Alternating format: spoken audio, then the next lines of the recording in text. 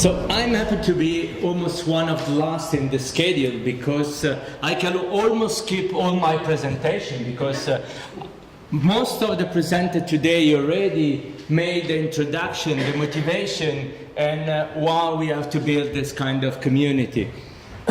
Okay, just a few words.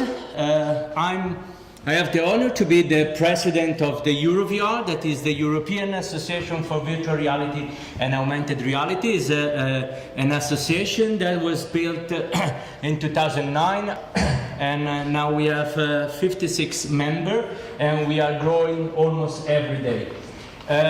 Myself, I work at the National Research Council of Italy, the Institute of Industrial Technology and Automation. I was one of the first guy working on virtual reality and then in augmented reality in Italy in the 90s. So my first application on augmented reality was 2002.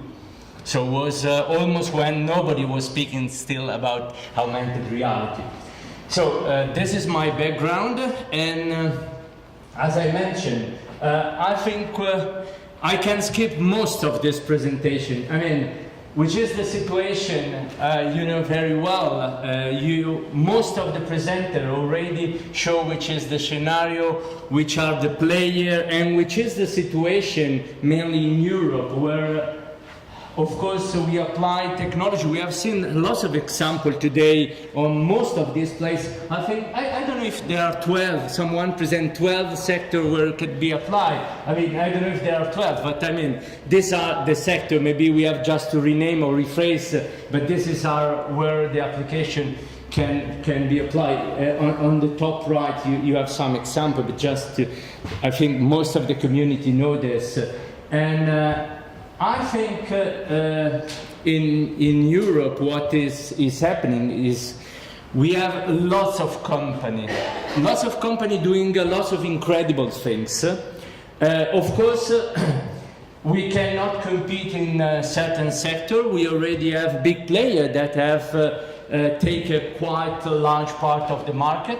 We have today the presentation of Google, of Microsoft, Samsung. If you look outside, certain, let's say, fields are already covered by big players. But in Europe, we still have lots of potential activity to do and business to create. And I mean, also this morning we spoke about the possibility, and which is the market and the possibility to be financed. There are indeed a lot of strength in Europe. One of the problems is that in other places there are 5, 6 big players. In Europe we have possibly the same quality, but distributed on 80,000 or even more companies. Maybe 3 people company, 5 people company. So it's very difficult to create an impact on society and be heard also from the financial people. So locally you can get some financing, locally you can find someone that finances your business, but it's very difficult to act globally, like Microsoft, Google, and these big players are doing. So what we try to do is to see if it's possible to launch an initiative, a large initiative that can, coming from the bottom, so coming from all the small company and startup, really bring on the evidence which are the needs, where the money for research and for innovation have to be put from the public government, starting from Europe, but also at the national level. And the idea is that this cannot be done, of course, by a single player. In Europe, we are too small. There are few companies that are playing in this game in Europe that are big enough, but maybe they are far from the final consumer. If you think about Dassault Systèmes or Siemens, that are good or big players like the other competitor in the other country, but they are mainly addressing the professional market, not the final users. So how we can create instead a community, or how the Commission call it, an ecosystem that can really have a voice in this market.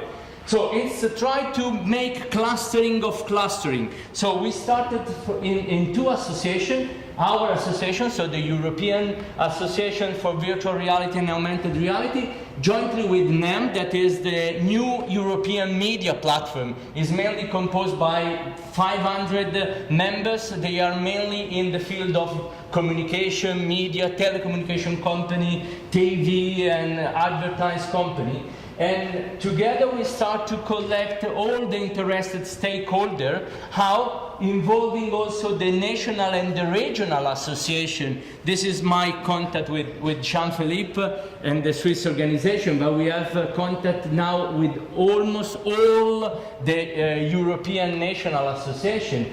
And from this we move to a level down to university, company, and try to reach incubators and startups. And I will move here just to show you that we already had more than one. It's not updated because we are collecting the name right now. I will explain the process in 1 second. And we have already several company and association. Of course, behind the association there are the whole members, so we are already more than 1,000 people if you count each member. And of course we have public supporter, and now with this power we are moving also to the different national bodies, so the policymaker that then will influence how the money will be spent in the research, in the innovation. I just give you an example. In Italy there was now a plan that is following what the German had done for Factory 4.0, and the government is investing in companies that are acquiring new technology. Augmented reality is included. So this plan was just following the trend of other countries or just following the interest of very few companies. We would like to produce a mechanism that all the players, so all the stakeholders can bring to the attention to the policymaker, which are the real need of the community, which are the real need of the users. And so this is the plan that we are now proceeding quite fast to achieve.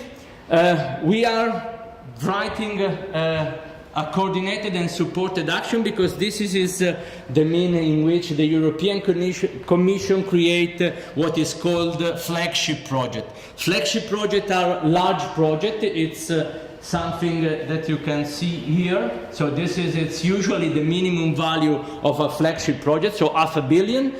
Currently there are 2 flagship projects running. One is on a human brain, and one is on graphene, on a material, and the value is around $1 billion, where all the community working on that specific topic is involved, and let's say bottom up the ecosystem can do research with that money, of course.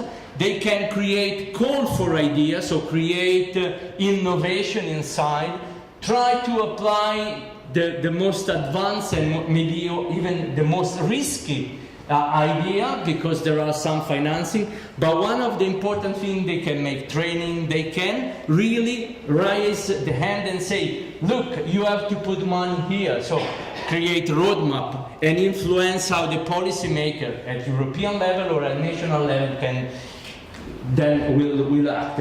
So we start with the coordinated and supported action.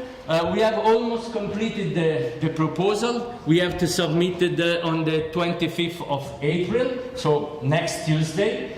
If the project will be financed, we will have the possibility really to shape how this flagship project will run and will work. And of course we will have some, let's say, small, although they will not that small, but small project in order to validate and test that the structure and the idea we have will work. But the idea we have is not my idea or EuroVR idea, will be the idea of all stakeholders that will participate to the coordinated and supported action. So what I'm asking you, and I already asked to all the community, is to sign an endorsement letter that say that you are interested to participate. That means to say what you are needing for your company, for your business, which is the innovation you would like to get financed, which are the sector, which are the technology you would like to see develop, because in your business, we see this morning, there are still a lot of gap in the technology. So from how to have tracking in a not, let's say, recognized environment, on the quality of the devices, and so on. So, I mean, here there are the possibility, and we are thinking to organize several workshops around Europe in order to explain the process and get the input